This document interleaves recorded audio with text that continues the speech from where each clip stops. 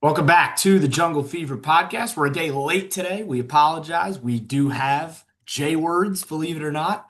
We actually do have jobs outside of the Jungle Fever podcast. Maybe one day this will be our jobs, but not quite yet. But for now, we do have plenty of things to talk about regarding the Cincinnati Bengals.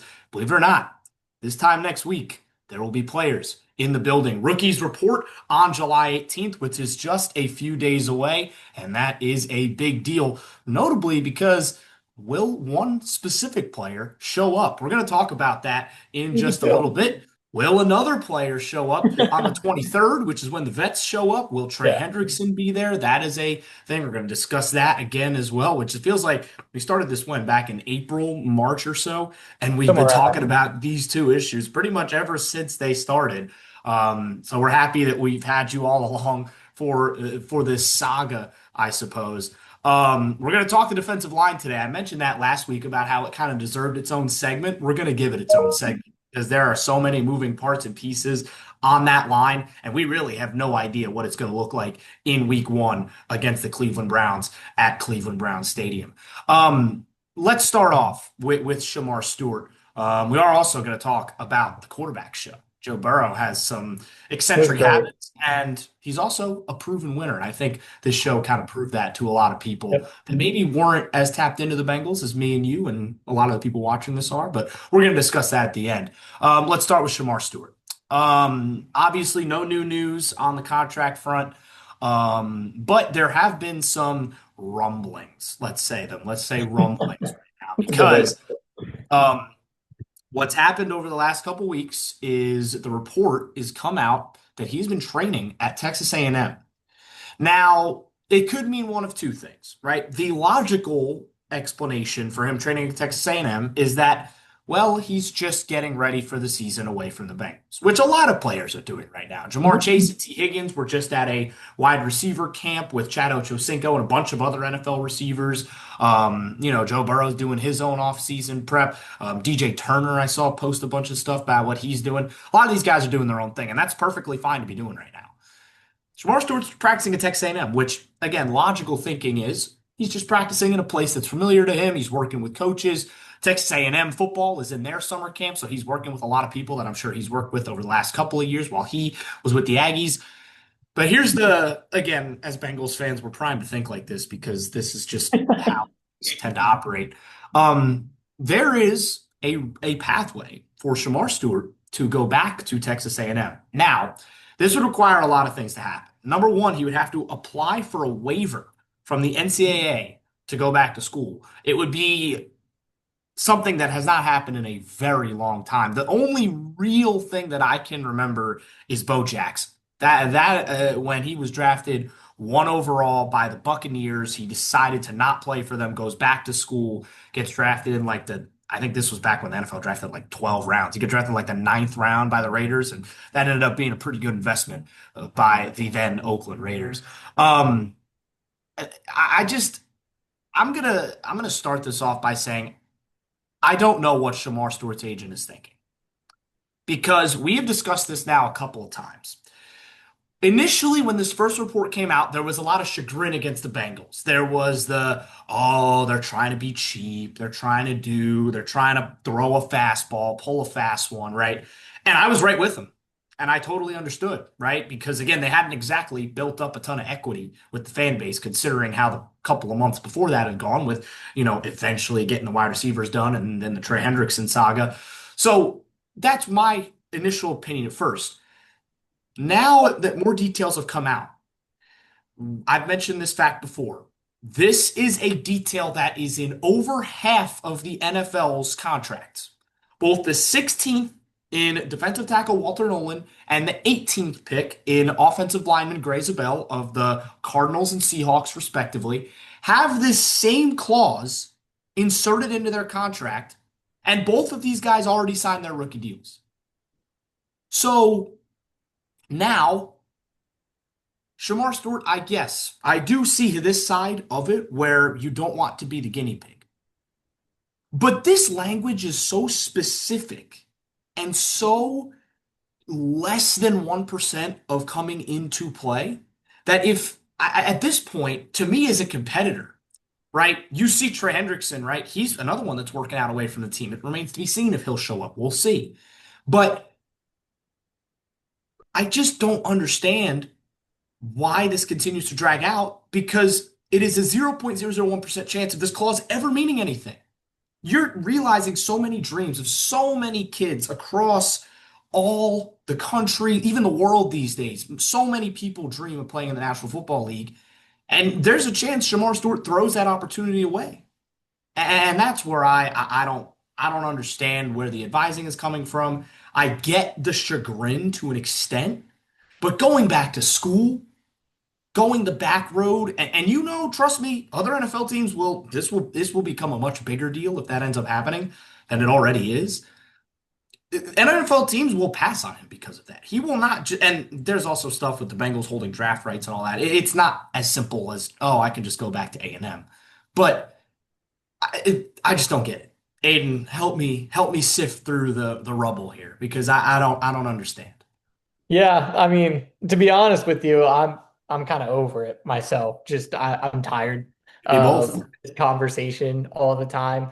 And again, I'll kind of say what I have been saying is I genuinely I can't understand it from both sides. And with Shamar, like he doesn't want to be the guinea pig. He doesn't want to be the one to set that precedent, and he feels that it's unfair for him personally to be held to that standard when the previous guys weren't held to that standard. And I mean, that in a vacuum makes sense. You know what I mean? When you just kind of take it at face value, you're like, okay, I can kind of understand that, but I hear everything that you're saying as well. And I'm sure the Bengals feel the exact same way of like, hey, we're offering you a life-changing opportunity. You can come in and be a contributor right away and have that opportunity to earn generational wealth for you and your family, blah, blah, blah, the whole nine yards, right? And so it's just it's just mind-numbing. We're just going in circles and it doesn't seem like either side wants to budge. I will say I feel like it's a little bit of a reach, in my opinion, to kind of jump on that conclusion of, oh, he's at A&M. I agree. I He agree. might be going back to school. I still don't think that that's a possibility. Maybe I'll get proven wrong here in 2 weeks or whatever, we'll see. I still have faith that they'll get a deal done. In my opinion, I think he'll probably end up, just signing that contract because I don't believe the Bengals are going to budge on something like this. I just don't see them budging on this. So I think eventually he'll just sign the deal. And again, we just talk about it all the time, but this is a team that can't afford a slow start. This is a team that can't afford distractions. And this is all it is right now is all the Yep. talker. And And look, I even saw today at the gym. It's national media, ESPN. What are they talking about with the Cincinnati Bengals? What was the headline? Are the Bengals wasting Joe Burrow's prime? That was the question that they were trying to answer, and it's like that's just not how we want to be talked about. And can you blame them too much for having that conversation? last No, couple no, of years. Yeah. it's real. It's real. So it's just again, I will say the same thing I've been saying the whole time. When you have a guy like number nine, when you have a guy like Jamar Chase and T. Higgins, and you have all of these weapons, should be the time that you're going all in and you're trying to put the best product on the field. And it just seems like they're dragging their feet on stupid stuff, and it's just causing all these setbacks, and it's incredibly annoying. Um, Although specifically on the Shemar Stewart deal, I probably tend to lean a little bit more towards how you were feeling, Ethan. Maybe not as far, but just in the sense that, like, man, this is something that's standard, dude. This is Like something that comes with the the other territory. thing about it is I'm not really trying to defend the front office here. Like I understand it and trust me, we have griped and groaned about them plenty of times on this show, and I'm sure we will plenty more times. But at the end of the day, they did get the deals done with the wide receivers. It took a lot of teeth pulling, but they got it done. All the inclinations over the, and we're going to talk about this in a second, all the inclinations over the last couple of weeks and months seem to point to an eventual Trey extension. I, the radio silence on, again, remember back in May when he goes on Pat McAfee, makes things public, he goes to off-season camp, it gets public. It seemed like things were getting ugly. And then since then, all we've kind of heard is, oh, they're talking again. So it kind of feels like they're getting closer and closer and closer, and eventually something gets done. When or what that looks like is still very much up in the air. Me and Ayden have no insider info on that. We couldn't tell you. And I don't Yeah. think there's many people out there that could tell you besides the front office themselves and Trey Hendrickson and his representatives himself. So that's a saga that remains to be seen. And real quick, before we jump off the Stewart train, I just want to say this as well.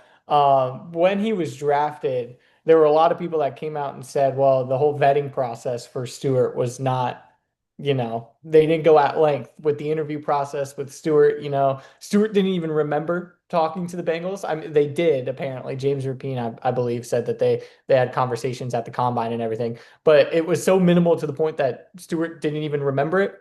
So these, are things that might pop up in more interview process as you talk to them and as you kind of develop that character analysis that Yep. might be just as important as the on the field stuff, as we've seen with some other draft picks recently. Yep. That these are things that need to be vetted out, need to be talked through, and it seems like from a lot of the reports, and maybe the reports are wrong, but it seems like from a lot of the reporting with this number one overall pick for the Bengals is that they didn't really do a lot of their homework on who is Shemar the person. And maybe Hmm. that's blown up in their face a little bit. I mean, you just have to look at the team up I-77 to understand why the vetting process is important. Over the last couple of years, the Cleveland Browns have had multiple issues, and it's a different type. Excuse me, it's a different type of issue with the Cleveland Browns. Obviously, what I'm referring to is Quinshon Judkins over this past weekend being arrested down in Broward County on an account of domestic battery. We do not currently know anything further regarding the case, and there hasn't really been much comment from the NFL or the Browns on the matter just yet. But it does not look great for Quinshon as of this moment. And again, it all goes back to the vetting process, right? And again, I'm not saying that Shemar Stewart is anywhere close to that. I'm glad he is not like that. But at the end of the day, that's why these interviews are important because guys get themselves in trouble. People make bad decisions. And again, I think with Shemar Stewart and with the way that this is looking, I think that the Bengals just kind of I don't not necessarily even need to switch up their process. I think that they just need to vet better. Vet better. You would think with how Burton went last Yeah. offseason with the third round pick. I mean, this is a guy that Zach Taylor was pounding the table for. That draft pick goes in and he's ecstatic, he's elated. Yeah. And what the first thing out of Nick Saban's mouth after the draft on the broadcast is he's an incredible talent that comes with a lot of other stuff, and that was a headache this past year for the Bengals. So it Yeah. seems, in my opinion, that would almost need to be a little bit more of a point of emphasis, particularly this draft cycle, and for them to Yeah. not do that, And look, report it. hopefully they're picking at pick 32 and it doesn't and I mean obviously it matters, but we're all still celebrating a Super Bowl victory. But at the end of the day, these first round picks, they're valuable. The Bengals don't do trades very often. They don't have multiple firsts like some of these other teams do, and they swing these massive deals. So when you look at how the Bengals draft, and again, and this goes for all their trades, they don't stack picks, right? I can't remember the last time the Bengals had more than 8 or 9 picks in a draft, right? It's They on fire. they get a couple of comp picks here and there sometimes because they let free agents walk. See last year, but that's about it. They don't swing crazy trades. This year they didn't have a seventh because they traded for a few games of Khalil Herbert, right? So yeah, that's kind of where we'll end that off. Couple other quick points before we move on. Number one, and this is a league-wide thing. This is interesting. I'm not sure how much you've read up on this, Ayden, but so obviously Demetrius Knight also hasn't signed his deal, but it's for a very different reason and has nothing to do with the Bengals themselves. Jaden Higgins of Iowa State was drafted by the Texans in the second round. The Texans GM Nick Caserio gave him a fully guaranteed contract, just like Deshaun Watson, right? Not quite as much money, but a fully guaranteed contract. I don't think Nick Caserio realizes just how much of a wrench he just threw because I believe there are only two Yeah, second round picks right now that are signed. Two. It's 30 of the 32 draft picks in the second round, and Yep, and that's The Chargers rookies reported to camp a couple days ago. Trey Harris, who was their second round pick, did not report. So this is a thing. Keep an yeah, eye on that. It's not really a Demetrius Knight Bengals story, but it is a story league wide surrounding the second round picks. I believe Carson Schweisinger in Cleveland is one of the first rounders that signed, and there's one other I don't know off the top of my head. Um, the other thing, this just came out today. T. Higgins is a top 77 player in the NFL. He's ranked 77th on the NFL top 100 list. I think that's about fair-ish. I'd maybe move him up a couple of slots. I think that's about fair. I think that's about where I would put T. Higgins. He's a great football player. Cincinnati loves the guy. I can't wait for that first T in the jungle this year because it's going to be loud, especially after him getting that re-signing. Yeah, T. Higgins, 77th in the NFL. I'm sure there will be at least three more Bengals on this top 100 list. And I think obviously Trey, Jamar, and Joe will be in yeah, some order along this list. I expect Jamar and Joe to be in the top 15 to 10, if not higher than that. yeah, Trey, I think in the 50s or so, if I had to guess. But yeah. I mean, maybe I would have liked to see T a tiny bit higher. I think, very and fair.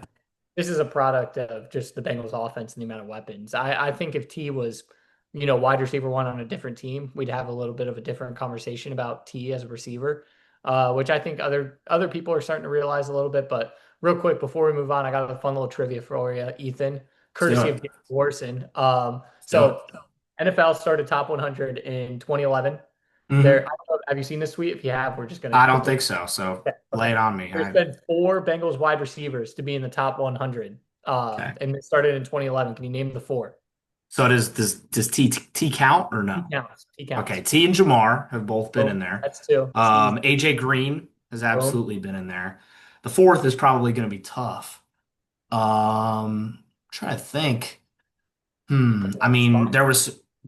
I don't think Tyler Boyd ever would have cracked it. Yeah.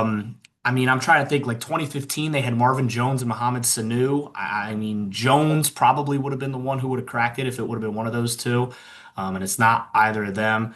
It was probably a little too late for Ocho Cinco to be a part of it.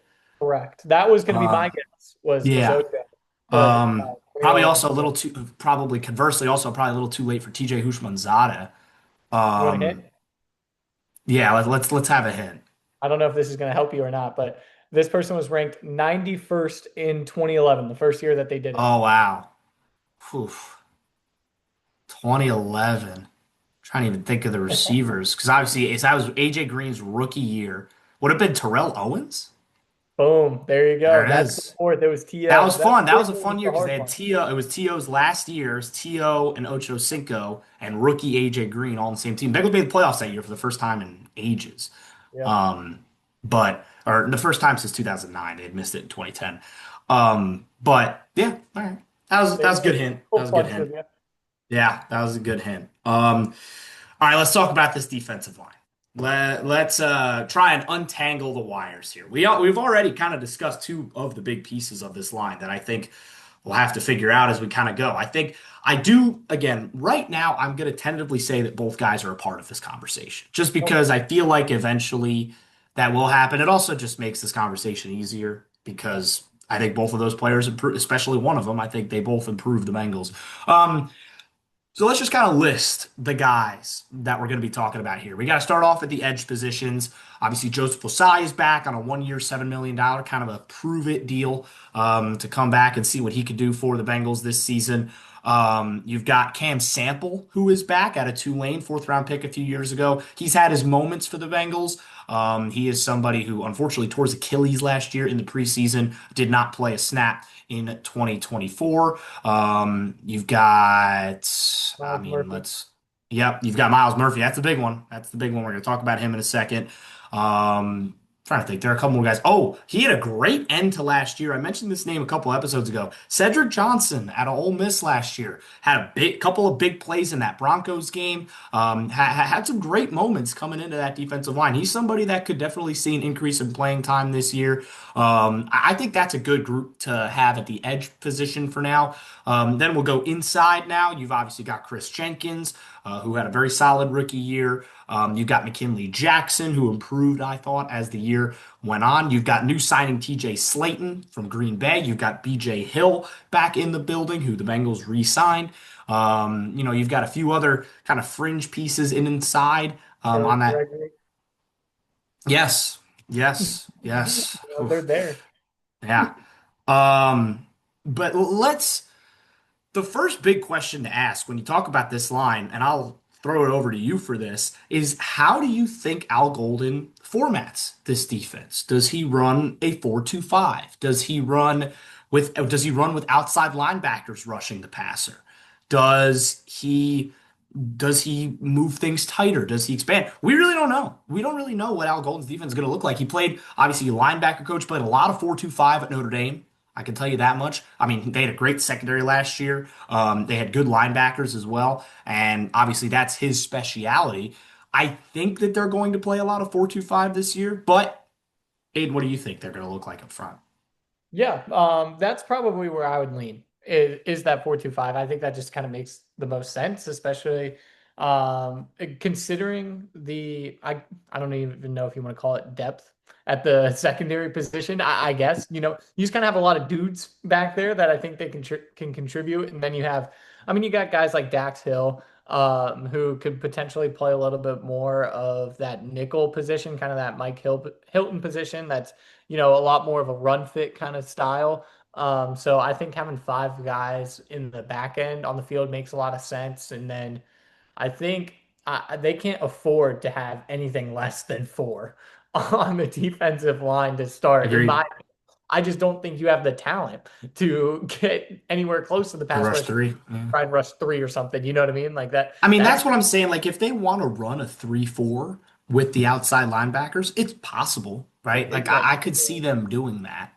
But that would be a major scheme change. The Bengals have not done that much in the past. So, it'll be interesting to see how they set up. I know that they had the 3-4 has been built into different parts of the Bengals defense in the past. They used it a lot in 2021 against Mahomes. I remember they used Hendrickson, I mean, they used Hubbard, especially in that game, in a Right. They lot did of weird more. ways. They had him drop into coverage. They had weird things happen, And I but it think worked. also So, them having ADG as well on the team yep. really helped in that because I think ADG was a guy who could do both. I think at a really high level. I And think I he, think the replacement for Akeem Davis Gaither this year is Oren Burks, the guy they signed from Philadelphia, 2-year deal.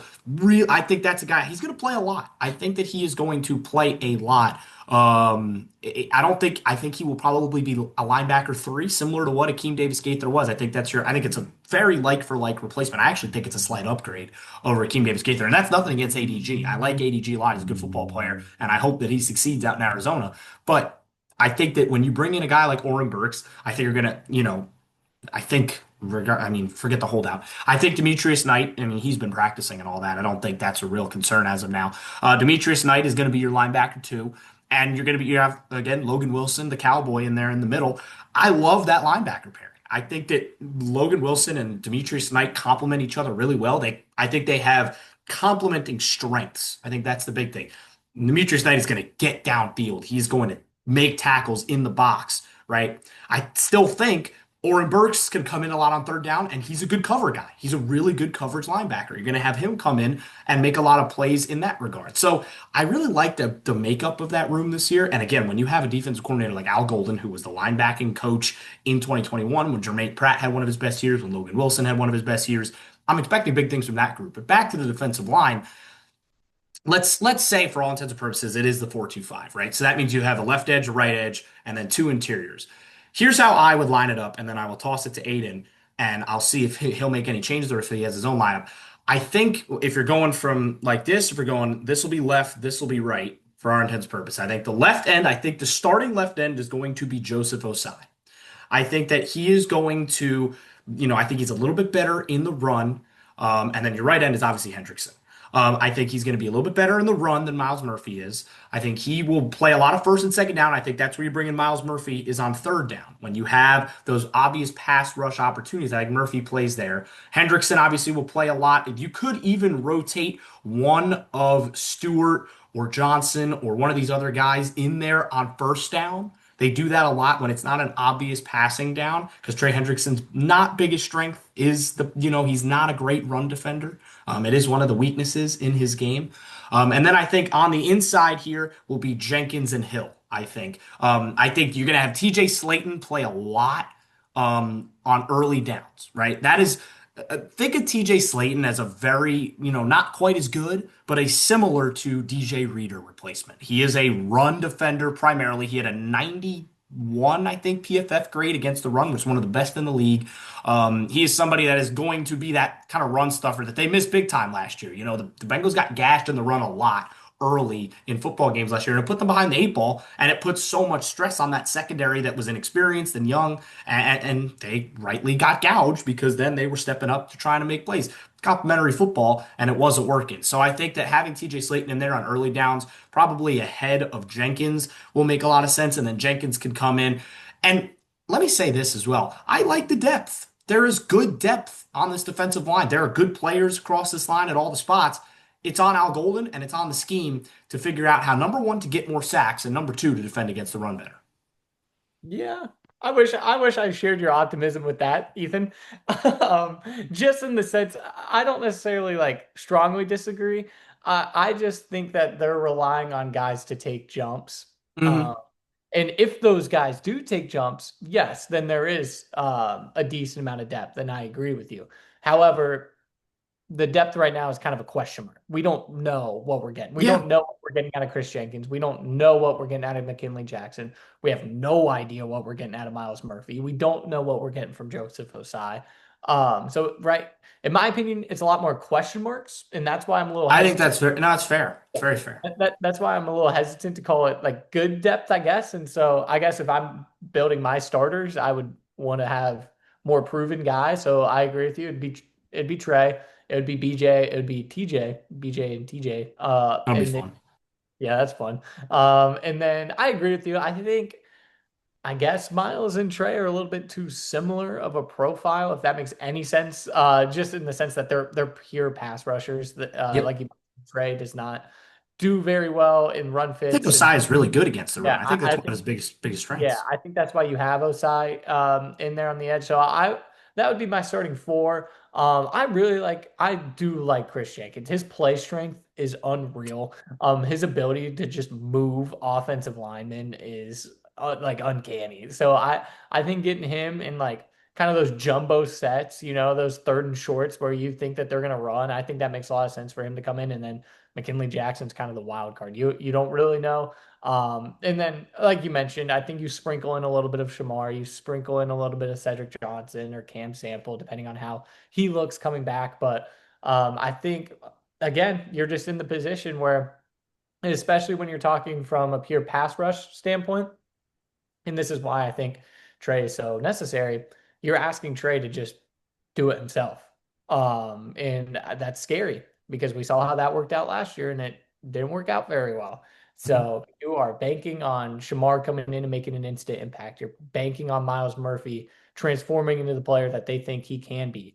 And then obviously you're taking a stab at Osai, taking a jump, because Yep. otherwise it's going to be the same situation where Trey's going to get doubled, Trey's going to get chipped, Trey's going to see every tight end, kind of his way. He's going to see Yep. every running back chip his way. And teams aren't scared of the other side. Teams aren't scared of pass rush in the They're middle. gonna Why slide the would they? line. Slide Yeah, the why line. why would they be? So that's what scares me about this defense. That's what scares me about this team. That's why I'm a little hesitant to be as bullish as some are about this roster. So I guess we'll see. But if there was one set spot, I guess, on this team that gives me a lot of pause, it would be this defensive line. Yeah, and there's a lot of things that again we don't know, and they're gonna learn right over the next couple of weeks as we go into camp. We're gonna find out, right? We're gonna be watching the footage, and we're gonna see who's on the first team defense, and we're gonna learn about what they're gonna do. And again, you got to be ready for everything in the NFL, and they will have a lot of fun packages. And I think that they will, again, I do think that this defense will improve, right? Because more than anything, it can't get It's worse, hard right? not to. It can't get worse. You sure hope it doesn't get worse, because if it gets worse, they're not going to be a good football team. So, again, the Bengals start the season. Let me remind you, the Bengals start the season at Cleveland, at home against Jacksonville. Cleveland will have more likely than not Joe Flacco starting at quarterback or a rookie wild card or Kenny It's Pickett I think it's or what neither of those. I don't care which of the four of them start. If you don't play well against that team, who, yes, Jerry Jeudy had a pretty good year last year, and there is a couple of other pieces sprinkled into that offense. They shut down the Cleveland offense last year with a bad defense. So if you can't figure it out, you can't figure it out. Um, I also think the last thing I'll say about the D line before we get to our glorious quarterback is I actually think Joseph Osai could really benefit from being in a 3-4. He is capable at linebacker. He actually, fun fact, picked off Joe Burrow in college in that game against LSU early in that matchup, where LSU played Texas early in that 2019 season. Joseph Osai has a interception over Joe Burrow. I'm sure he's held that over his head a couple of times in that building. But it could be something the Bengals look to experiment with this year. They have in the past. He has dropped back a couple of times. Lou Anarumo loved to do that, where he had some of his edges drop into coverage to fool some quarterbacks, especially those guys like Allen and Mahomes that he was so good at keeping reined in. So we'll see if he messes with Osai in that regard as well. So let's go over to number 9, where this guy, all he cares about is the fossils and playing the piano. Um, I, I'm not let's sure how go. many of you guys out there watch the quarterback show. I haven't finished it personally. I've only watched the first 3, 4 episodes. There are two things I want to bring up. Number one, the Tennessee game. Hmm. I'm Yeah, sure many of y'all saw that clip. yeah. Zach Taylor, can we show a little drive? Like, can we show like this? Like, yes, the Bengals won that game. Yes, they played fairly well offensively. Burrow was frustrated because they made some plays that Joe Burrow, as the perfectionist that he is, was not happy with. Can we like Joe was extremely frustrated. Yeah, maybe he might have been a little too frustrated, but that's the competitor that he is, right? He wants to win. You saw it against the Raiders too, where like he is really adamant that he wants his team. They put up what 45 points in that Raiders game, and he looked like he had just seen like his dog die. So Zach Taylor's got to buy into that with Joe. You got to buy into the competitive nature, in my opinion. Now, Yeah. we don't see all the interactions. So that's where I'll recuse myself from that because we don't see everything that Joe and Zach say to each other. The second thing is this guy just has a weird switch in his brain. And look, I love it. The guy cares about fossils. He's a very talented pianist. I was very impressed. Um, and he just kind of lives his I life. think I think all quarterbacks do. I think all Yeah.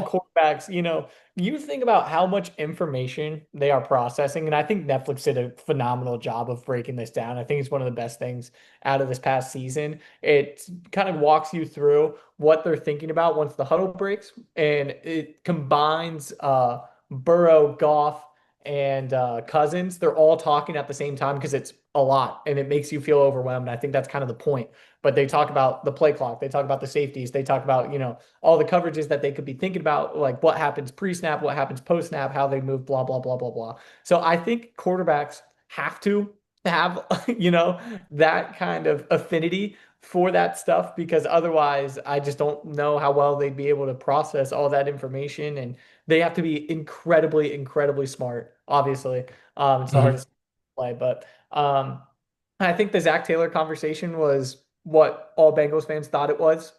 We had lip readers who were They able were to lip readers I'm- that whole week. I remember that that. whole week. And, I mean, Burrow wasn't hiding it. It wasn't like he was covering his mouth talking. No.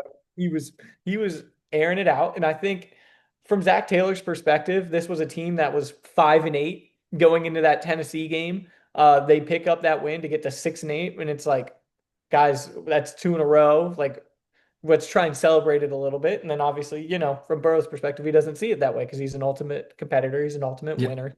He constantly wants to be good, and he understands that that performance against Tennessee isn't going to win against Denver. It's not going to win against Pittsburgh later in the year. It's not going to win if they do make the playoffs. It's not going to win if they make the playoffs. So, Yep. uh, but I think nothing else. I think this quarterback show has just also fully ingrained me in the idea of there is no person I'd rather have leading my franchise than Joe Burrow.